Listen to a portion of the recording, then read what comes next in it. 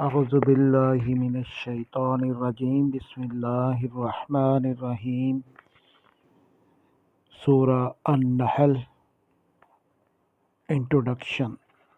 It is the 16th surah in the compilation serial of Holy Quran. It has 128 verses. How it got its name. The name An-Nahl of this surah has been taken from verse 68. This is merely to distinguish it from other surahs. Period of its revelation. The following internal evidences show that this surah was revealed during the last Meccan stage of prophethood. Verse 41 clearly shows that persecution had forced some Muslims to emigrate to Habash before the revelation of this surah. It is evident from verse 106 that at that time the persecution of the Muslim was at its height. Therefore, a problem had arisen in regard to the utterance of a blasphemous word without actual disbelief under unbearable conditions. The problem was that if one did so, how he should be treated. Verses 112 to 114 clearly refers to the end of 7-year famine that had struck Mecca some years after the appointment of the Holy Prophet as Allah's Messenger. Sallallahu Alaihi Wasallam. There is a reference to verse 116 of this surah in Surah 6, verse 145, and verse 118 of this surah contains a reference to Surah 6, verse 146. This is a proof that both these surahs 6 and 16 was sent down in the same period. The general style of the surah also supports the view that this was revealed during the last stage at Makkah. Central theme of the surah. All the topics of the surah revolve around different aspects of the message, that is, refutation of shirk, proof of Tawheed, and warning of the consequences of the rejection of the opposition and antagonism to the message. Topics of discussion.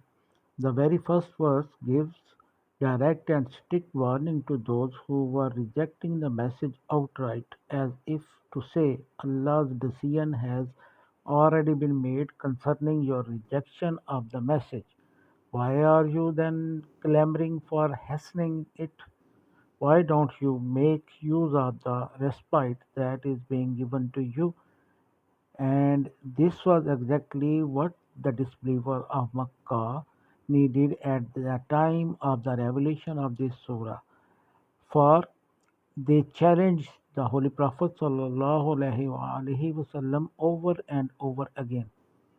Why don't you bring that scourge with which you have been threatening us?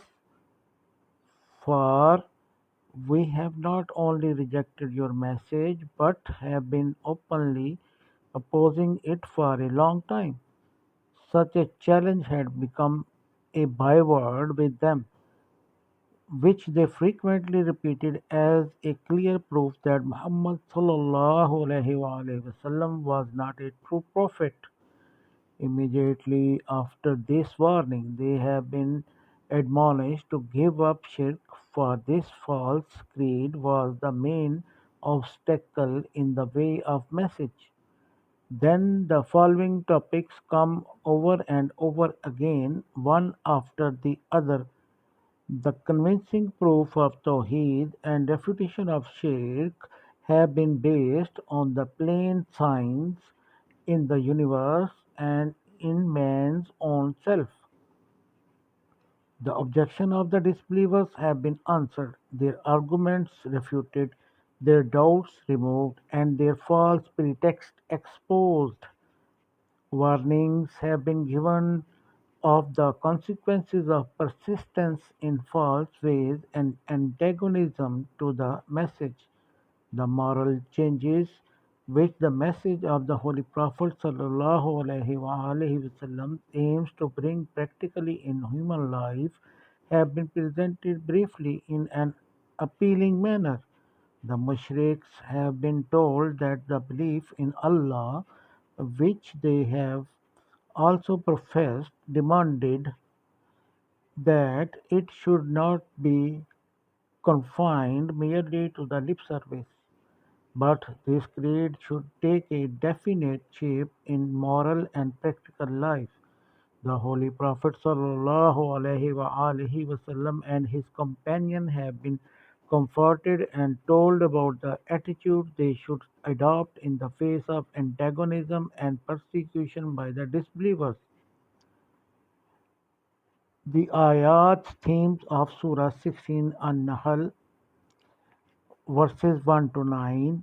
Allah has sent down His revelations to warn that there is no God but Him, and He has created cattle for the benefit of human beings.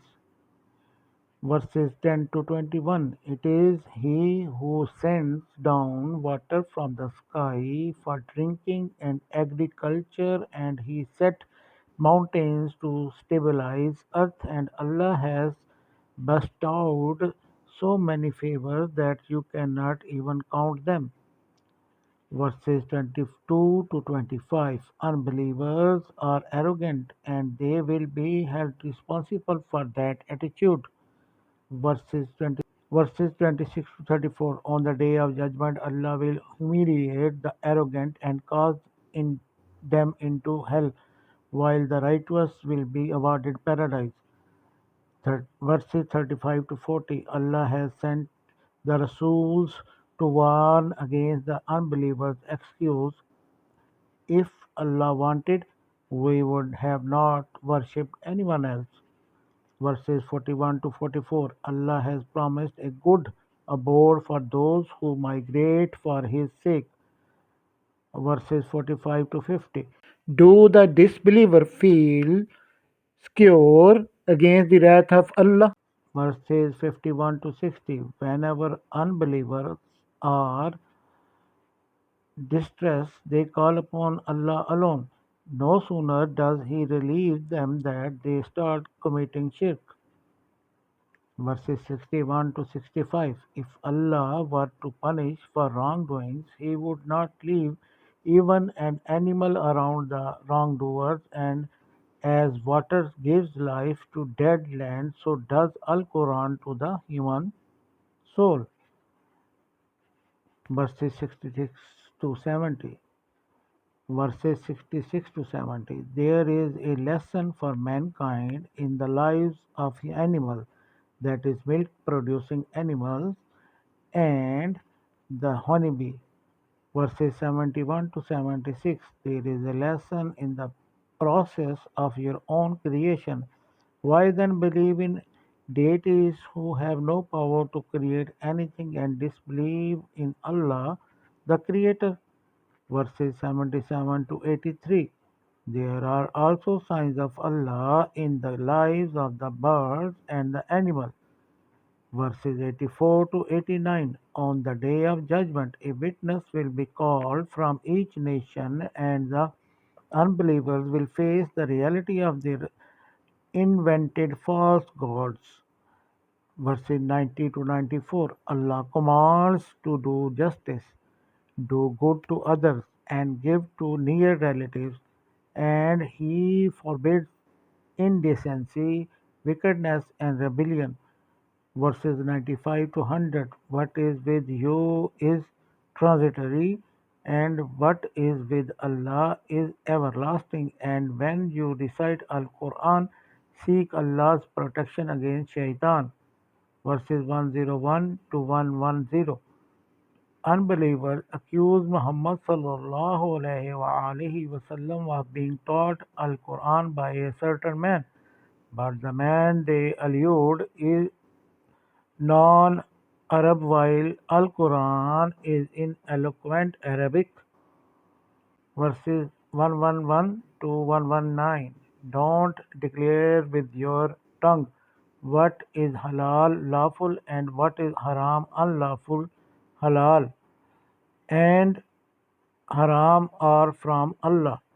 1 verses 120 to 124. Ibrahim alayhi salam was a nation in himself. Verses 125 to 128.